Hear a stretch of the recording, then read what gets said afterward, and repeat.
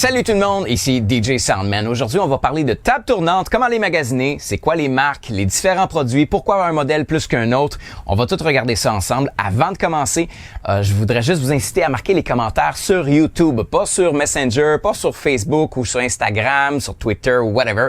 Marquez-les directement sur le lien YouTube. Et la raison est simple, c'est que ça va aider l'algorithme à faire voir les vidéos un peu plus. Donc, si vous voulez vraiment m'aider avec ma chaîne YouTube, marquez-moi les commentaires sur YouTube. Pour magasiner les tables tournantes, il existe plus de 170 modèles différents pour les DJ. Ici, je vais parler exclusivement des meilleurs, celles qu'on appelle les flagships. Ce sont des tables qui n'existent que pour détruire et dominer la compétition.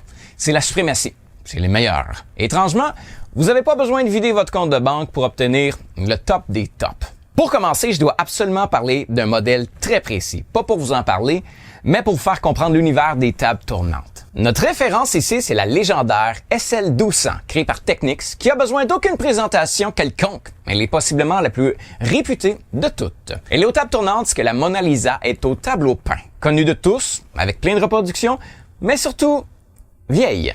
Produit de 1972 jusqu'à aujourd'hui, et tout comme l'iPhone, ses fonctions ont pas vraiment évolué. C'est d'ailleurs pourquoi je ne vais même pas moi-même considérer son achat. Pourtant, pour un DJ de mixer sur DSL 1200, qui est le classique, c'est comme connaître vraiment son histoire, de connaître ses racines et être un vrai DJ jusque dans le fin fond de son art. Côté achat, c'est un excellent produit très intelligent pour retirer vos précieux billets de votre portefeuille. J'ai possédé dans le passé plusieurs SL 1200, j'ai toujours tiré profit à la revente, même après 10 ans d'usage intensif.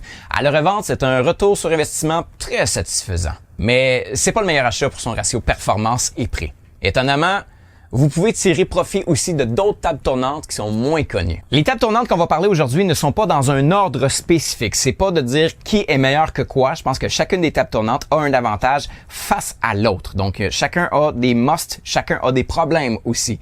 Donc, c'est plus une comparaison générale. Ça vous tente de les mettre en ordre, par contre, dans les commentaires. Ça serait cool, ça, de savoir c'est quoi votre préféré ou c'est quoi votre top 1, puis pourquoi celle-là. Niveau technique, on va les comparer. Je vais vous montrer comment vraiment magasiner les statistiques, les specs d'une table tournante. Qu'est-ce qu'il faut regarder? On va regarder en premier la SL1200 MK2. C'est une table tournante qu'on appelle traditionnelle. Donc, c'est vraiment juste une table tournante simple avec une aiguille, avec le son qui sort en arrière, that's it. Elle était produite de 1979 jusqu'à 2010. Donc, en partant, considérez que la table tournante est déjà peut-être plus vieille que vous et a peut-être consommé plus d'alcool que vous aussi. Si elle était dans un bar où est-ce que le DJ était pas trop commode. On regarde aussi le poids des tables tournantes. Cette table tournante-là a un poids de 14,6 kg.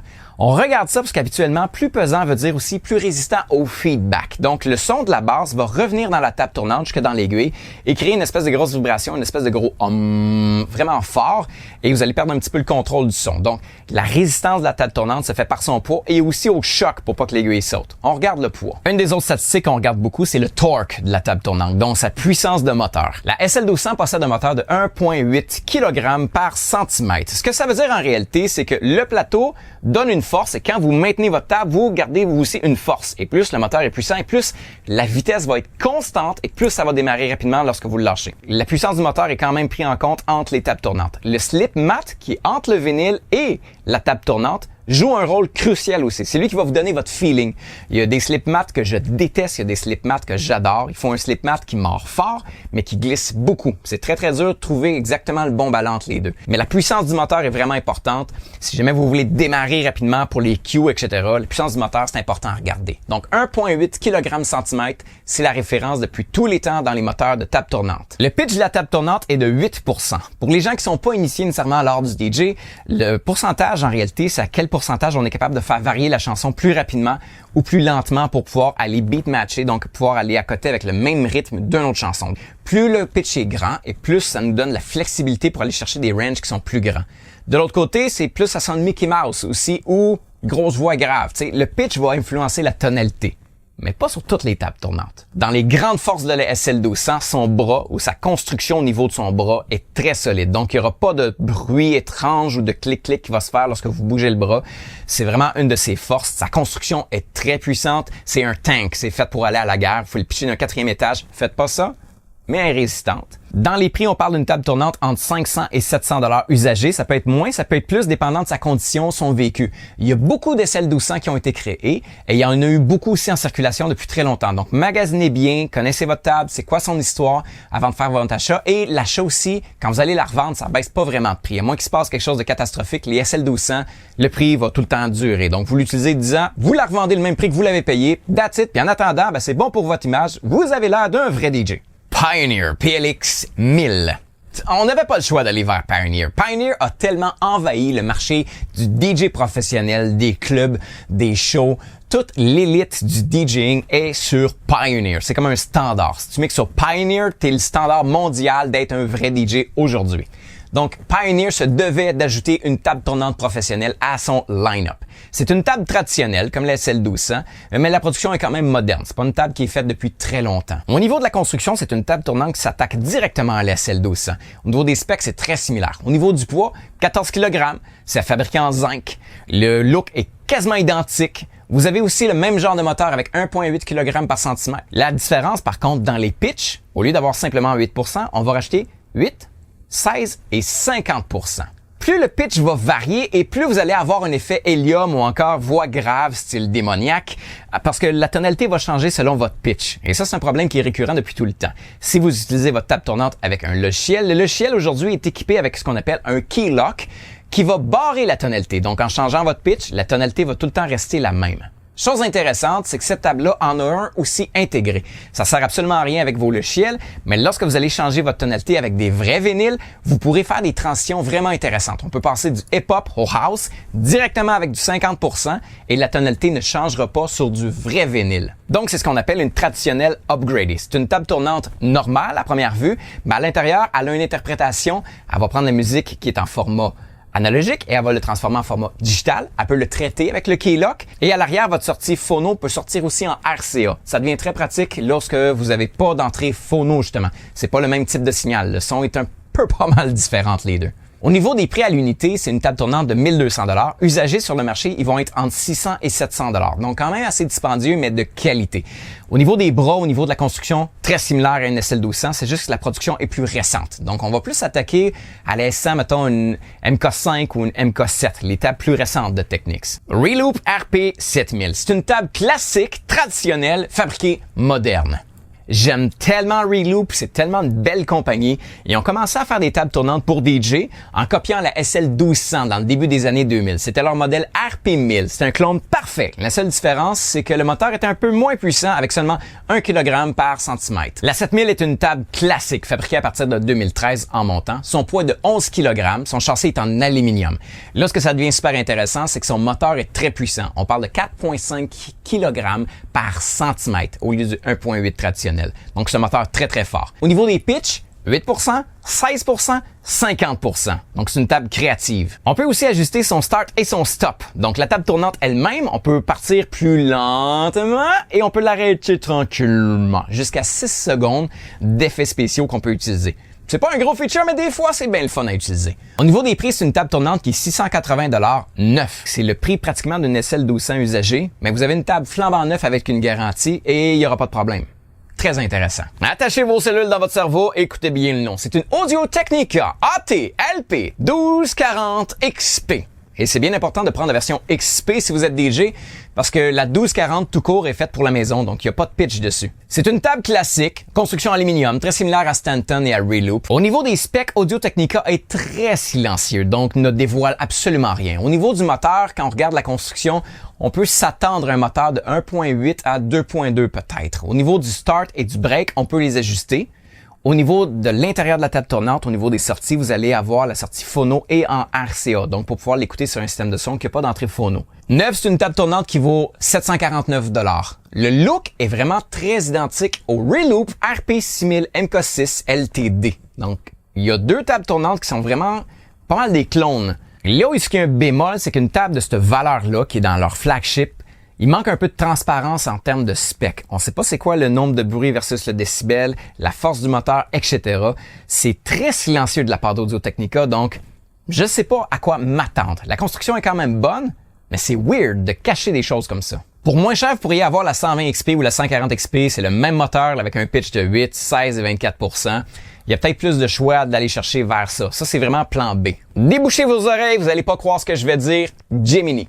Ouais, la marque Gemini. La scrap de la scrap, l'ancien Behringer chez les DJ, ont déjà eu un flagship assez concurrentiel. Sorti de nulle part avec beaucoup d'audace, Gemini a décidé de s'envoyer en l'air contre les plus grands de ce monde en sortant le PT2000, PT2100 et la PT2004. La 2004 avait même un écran, c'était dans les premières tables tournantes avec un écran et on voyait le pitch. Ça sert totalement à rien, c'était juste cool d'avoir un écran vert sur notre table. Parce que pour ceux qui étaient pas là à cette époque-là, Gemini était une marque qui puait un peu. C'était pas une belle marque pour les DJ, c'était comme amateur, bas de gamme, cheapette et ils ont décidé vraiment de faire une très bonne table. C'est d'excellentes tables traditionnelles. La production a commencé au début des années 2000. Aujourd'hui, c'est discontinué. Et les Gemini se catégorisent dans deux classes. Les séries XL qui sont des bonnes tables de DJ, mais la PT qui est le flagship, qui est le gros momentum de la marque. Et c'est là que ça devient intéressant. Écoutez bien ça. Le poids est de 11 kg.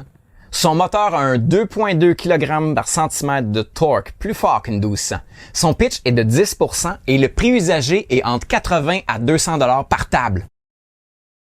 Elle a un clone qui a été fait par American Audio aussi qui s'appelle le Power Drive 2.2. C'est un clone parfait. Les deux tables sont là côte à côte avec 2.2 kg de torque. Au niveau de les bras, comment c'est fabriqué, c'est des bras qui ont très peu de bruit, qui sont très silencieux. Étrangement, c'est une très très belle construction en genre de plastique, je sais pas quoi. Non, sérieusement, c'est des bonnes tables. À 80 $ pour des tables tournantes comme ça, si vous voulez initier quelqu'un dans le monde de la table tournante, c'est les meilleurs ever. Je serais même pas gêné d'utiliser ça. Pour les initiés des tables tournantes, j'ai pas besoin de vous les présenter, vous les connaissez, les Stanton STR8. C'est une série légendaire qui était là pendant tellement longtemps, utilisée par plein de DMC et plein de gens. J'ai vu ça dans des discothèques un peu partout. C'est une excellente série qui est complètement oubliée. Dans les prix, c'est des acquisitions incroyables. C'est un super bon modèle. La STR80, c'est pas le plus gros des modèles, mais quand même, fabriquée depuis le début des années 2000, elle est discontinuée, c'est une table traditionnelle. Son poids est de 9,5 kg avec 1,6 kg de torque. Si vous avez le choix entre une SL1200 fatiguée à l'os et une Stanton, possiblement que la Stanton a pratiquement pas d'usure. Donc le 1,6 kg me fait pas tellement peur, il risque d'être plus puissant qu'une vieille 1200 qui a eu la vie dure. Au niveau des pitchs, on parle de 8 et 12%. Elle a un phono out, le niveau RCA out, et il y a un line-in dessus qui était fait pour mettre des MP3, lecteurs, je sais pas quoi, les années 2000, hein, les années 2000. Sa grande sœur immédiate, c'est le STR800 avec un pitch de 8, de 16 et de 25%. Il y a aussi un pitch bend manuel, donc à place de toucher la table, c'est des boutons qu'on va peser dessus pour pouvoir ajuster un petit peu le BPM si vous êtes un petit peu à côté. Le pitch bend est direct sur la table tournante. Et là, on rentre dans les choses sérieuses de Stanton. La STR100 a été remplacée par la suite par le modèle 120. C'est comme un modèle de fin de vie, de fin de ligne, parce qu'à ce moment-là, Stanton est en train de s'écrouler complètement. Il y a Pioneer qui est en train de tout ravager, toutes les compagnies au complet, parce qu'ils sont en train de s'emparer du marché professionnel. Les tables tournantes sont en train de partir. Il y a tellement de choses qui se passent à cette époque-là que Stanton fait un dernier essai avec une table vraiment fulgurante et c'est la 120 avec 4,5 kg de torque dans le bloc. C'est une table qui est vraiment forte, bien construite, mais malheureusement, il n'y a plus d'acheteurs à ce moment-là pour eux et Stanton s'écroule complètement au niveau des ventes. Si vous mettez la main sur une de ceux-là, vous allez payer des peanuts et c'est des tables excellentes. Mais ce qui a vraiment fait la réputation de Stanton dans les tables tournantes, c'est au début des années 2000, leur légendaire STR8 150, disponible avec un straight arm puis un S-arm pour le scratch et pour le club. Donc, deux modèles différents qu'on pouvait choisir quel bras qu'on voulait.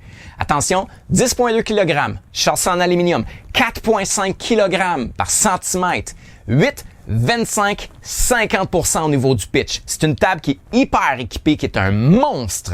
Encore là, c'est une table upgradée. C'est une table digitale dans le sens qu'elle va prendre son son analogique et le transformer. Donc, il y a un preamp qui est à l'intérieur qui traite le son. Vous pouvez avoir le sortie phono, sortie line-out. C'était l'époque des tables tournantes qui voulaient juste mettre le point d'en face à Technics en disant on est capable de faire une table qui est 50 fois meilleure que la tienne pour moins cher. Et celle-là, c'en était la preuve. La STR8 150, c'est un classique des classiques. C'est aussi le clone d'une des très inconnues et très peu vendues, la American Audio HDT 4.5. C'est une table tournante que personne connaît. D'après moi, il doit y avoir une grand-mère qui vend ça 50$ usagé sans savoir c'est quoi. C'est sûr. Personne sait c'est quoi. Vestax PDX 2000 MK2 ou 2003.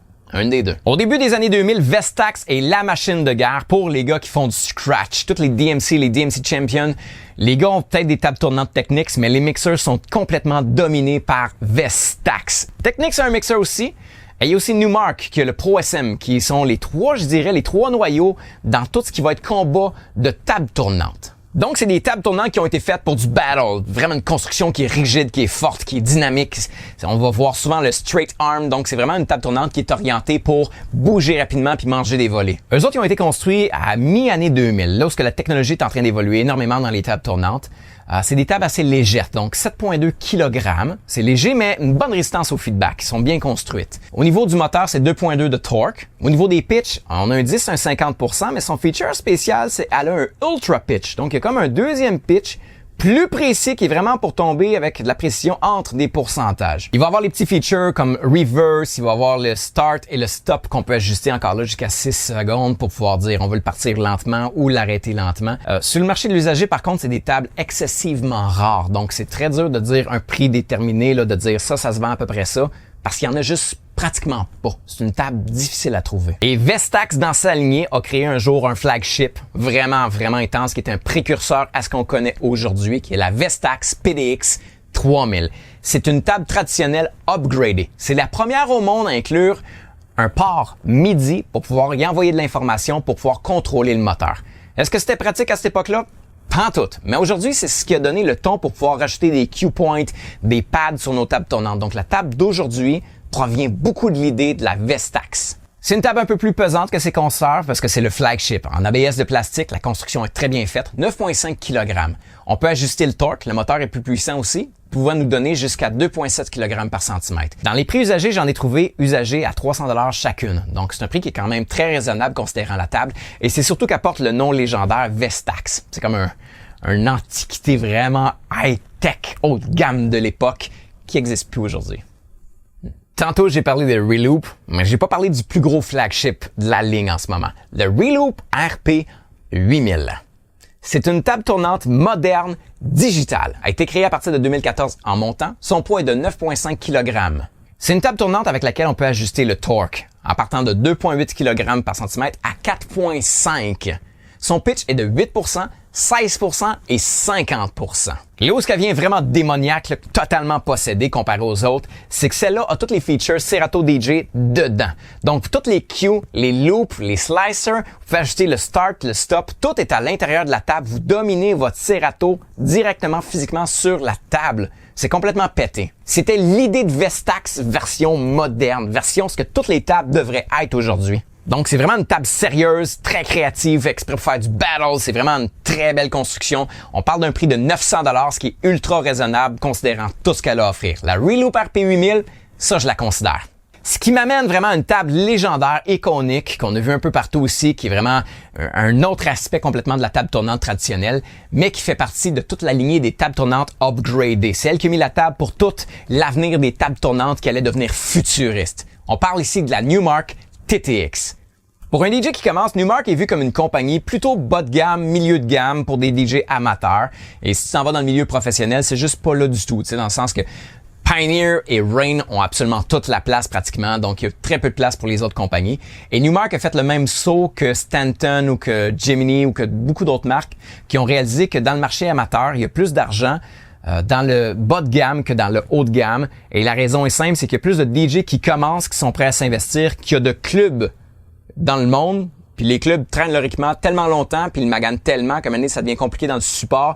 Et en même temps, ils remplacent pas beaucoup leur équipement, tandis que les DJ amateurs, ils sont beaucoup. Donc, Numark fabriquait du bas de gamme, du milieu de gamme et du haut de gamme totalement futuriste, en dehors de ce qu'on était habitué avec les classiques, qui étaient complètement déchaînés au niveau technologique. On parle du fameux CDN 88 qui était partout, qui te donnait ton BPM, qui pouvait te beatmatcher tes chansons ensemble. C'est des lecteurs qui étaient en avance sur absolument tout le monde. Leur mixeur, la série Pro SM, est en train de rivaliser. Les DMC en France utilisaient énormément cette série-là, avec un crossfader au laser qui pouvait pas s'user. Ils ont fait des affaires tellement capotées, qui étaient tellement dispendieux, qui essayaient tellement d'être bons, et Pioneer a juste tout mangé. C'est ça qui est arrivé. C'est là que Numark, dans toute son énergie, dans toute sa stupidité de faire les choses les plus extravagantes qu'on était capable de faire, a décidé de sortir la fameuse Numark TTX. Fabriquée à partir de 2003, son prix pouvait avoisiner, dépendant des marchands, un 1200 $. Donc, c'est une table qui était très sérieuse. Au niveau de la construction, 12,6 kg en aluminium, plus silicone rubber. Eux autres, ils avaient trouvé des façons de faire pour essayer d'empêcher le plus de possible la vibration de rentrer dans la table. Donc, au niveau du palmarès, c'est notre table en 3e position au niveau du poids. La TTX est aussi une première mondiale. C'est la première au monde qu'on peut ajuster nous-mêmes la puissance de notre moteur qui peut aller jusqu'à, attention, 4,7 kg par centimètre. C'est la table la plus puissante qu'on a dans notre listing. Le moteur est très précis. C'est un 16 pôles, 3 phases, servo-contrôlé avec un pitch qui va de 8, 10, 20 et même 50%. C'est aussi une table digitale très performante. Donc, elle va prendre le son de son aiguille qui est analogique, elle va le mettre dans son propre ordinateur et le transformer en son digital. De là, le feature super intéressant qui est utilisé aujourd'hui par Pioneer, mais à l'époque par Newmark, qui est le Key Lock. On pouvait prendre la table tournante, la descendre de 50% et je pouvais mixer mon hip-hop à 96 BPM, m'en aller directement à 128 et faire moi-même mes transitions sans que le key soit mélangé. Je pouvais mettre un instrumental house à 128 avec un acapella qui est normalement à 100 BPM et tout simplement y aller avec plus, je sais pas, 30%, on y va et c'est Key Lock. Il n'y a pas d'effet Mickey Mouse, il n'y a pas d'effet d'hélium. Ça rentre au poste. Étant donné qu'elle est digitale, elle va avoir la sortie phono, la sortie line-out et elle n'a pas de ground. Il n'y a pas un fil tiers supplémentaire qui traîne, c'est directement dans les fils RCA. Deuxième première mondiale aussi, c'est la première table tournante qu'on peut changer le S-arm et le straight arm. Donc, on peut dévisser le bras et changer tout simplement par ce qu'on voudrait avoir. On n'a pas besoin d'acheter 2 tables tournantes. Elle se change directement. Ça lui donne un petit défaut par contre. C'est un bras qui est un peu plus fragile, étant donné sa conception, et il va être un peu plus bruyant. Donc, lorsqu'on bouge le bras, s'il y a des coups dessus, on risque d'entendre des petits coups dans les haut-parleurs. Mais en général, quand tu es directement sur la table tournante, ça bouge pas, t'entends rien, là, tu sais. Mais c'est un des points qui était ramené avec la TTX, qui était sa faiblesse au niveau du bras. Effectivement, c'est plus fragile qu'une SL1200 ou que ceux qui ont vraiment des grosses conceptions. Par contre, on peut changer le bras comme on veut. C'est sûr que les gars qui ont créé la TTX ont dit « Hey, qu'est-ce qu'on pourrait faire de tellement stupide que tout le monde va capoter et dire que c'est stupide, mais c'est vraiment révolutionnaire, tu sais, parce qu'on est juste en avance sur notre temps, mais c'est stupide. » Ils ont décidé, eux autres, de mettre des lumières bleues tout partout et de mettre un écran qui donne des informations. Sur la table, il y a un BPM counter qui te dit à quel BPM t'es rendu. Tu vas avoir ton pitch avec beaucoup de précision.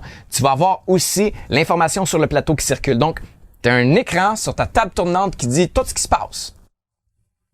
Un autre feature vraiment très spécial de la TTX, c'est qu'en général, les tables tournantes étaient faites pour être en mode classique. Et quand tu tombes en mode battle, il faut que tu renverses ta table tournante pour que les deux soient le plus rapprochés possible de ton mixeur.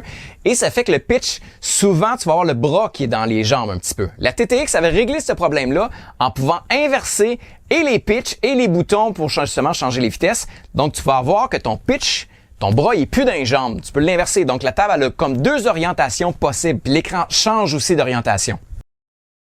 Si vous tripez sur les features de la TTX, mais que vous voulez pas nécessairement aller jusque-là, avoir le key lock, les écrans, tout ça, vous pouvez aller chercher la TT500.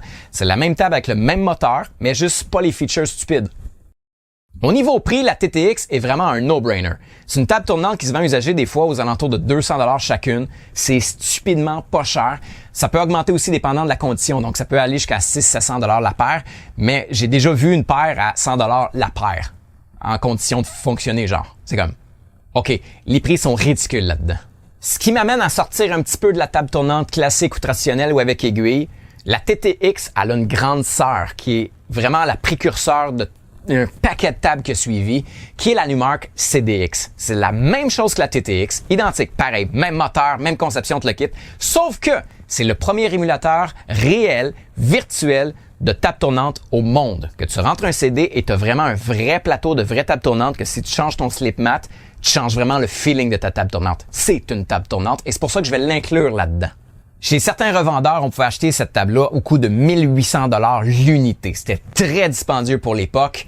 C'est une table vraiment sérieuse. Newmark aurait pu prendre d'autres décisions pour l'amener à devenir le standard international. C'est un petit peu le grand-papa du Rain 12, qui est vraiment une table digitale d'aujourd'hui. Mais les décisions de Newmark ont fait que c'est pas devenu un standard.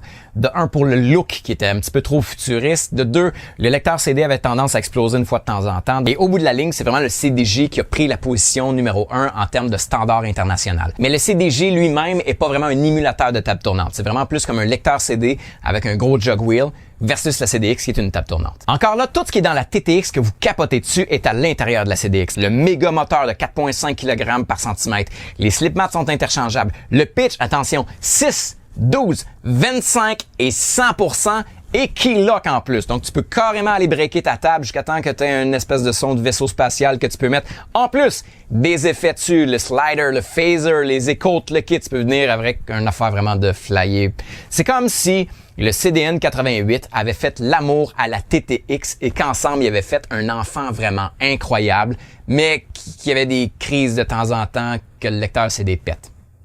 Mais l'enfant est tellement créatif, tu peux faire des beats sur le tempo et elle va matcher le tempo et tu peux faire des chops, ce qui n'existait pas avant Serato version je sais pas quoi. Ça a pris du temps avant que les autres compagnies viennent à égaler tout ce qui existait dans cette petite boîte-là. Sur le marché de l'usager, c'est des tables qui ont des prix des fois dérisoires comme des prix assez élevés. Il faut vraiment bien les magasiner parce que le lecteur CD, comme je le répète, est problématique de temps en temps. Moi, j'ai deux paires et j'ai une paire qui fonctionne pas. Le motherboard peut sauter aussi parce que maintenant, c'est plate, mais c'est rendu des tables qui ont bientôt 20 ans. Donc, il va arriver de temps en temps des problèmes avec les motherboards. Les pièces existent, par contre, ça se répare très, très bien. Et si jamais vous voulez vraiment vous éclater le cerveau, la version suprême de la CDX s'appelle la HDX. Hyper rare. Le prix est hallucinant. C'était foudroyant à l'époque. Ça en était ridicule. Disque dur interne de 80 gigs. Et là, si vous vous dites que 80 gigs, c'est pas énormément, je vais juste vous mettre en perspective. 80 gigs à l'époque, OK? Si on prend un modèle moderne qui est courant, qui est tout partout, on va parler, mettons, les plus dispendieux, là, le Pioneer, le modèle, je sais pas, le 2000 Nexus. Si vous prenez une carte SD et vous le mettez dans le 2000 Nexus, le 2000 Nexus ne supporte pas plus de 32 gigs. Il est barré, là. Pioneer a de la misère à franchir le 32 gigs de mémoire. Tandis que Newmark, il y a longtemps, avait déjà 80 gigs internes. Vous pouvez avoir un moteur de recherche, les titres, les artistes, et on peut avoir un moteur de recherche aussi par style. Donc, tout mon hip-hop, tout catégorisé avec vraiment une façon de naviguer. C'est eux qui ont mis la table de pouvoir avoir des clés USB dans des CDJ avec un système de navigation moderne. Cette table-là a juste tout créé ça. Et là, tu peux le brancher sur ton ordinateur, transférer tes MP3, prendre ton CD, quelqu'un t'arrive dans une gig avec un CD, tu rentres ton CD dedans, il reconnaît le CD, il reconnaît la base de données, il va mettre le titre, l'artiste, l'année, tout le kit automatiquement.